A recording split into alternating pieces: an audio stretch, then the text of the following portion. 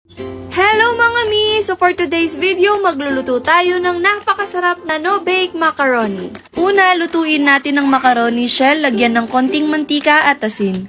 Pakuluan lang hanggang sa lumambot ito. Para sa ating red sauce naman ay mag-isa lang tayo ng bawang at sibuyas.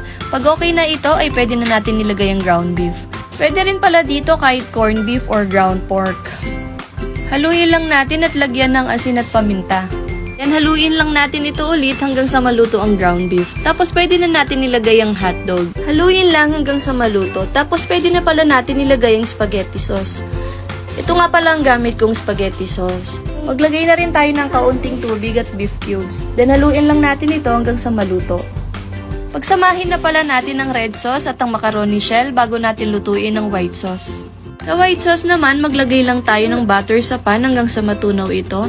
Then mag-add tayo ng 2 tablespoon ng flour. Isunod na rin natin ang gatas at ang cheese. Haluin lang natin hanggang sa lumapot ito. Then ilagay na natin yung minix natin kanina. Tapos lagyan lang natin ng white sauce. Then maglagay lang tayo ng garnish. Ping ping ping ping! So ito na nga, luto na ang ating no oven bake macaroni. Kain na na!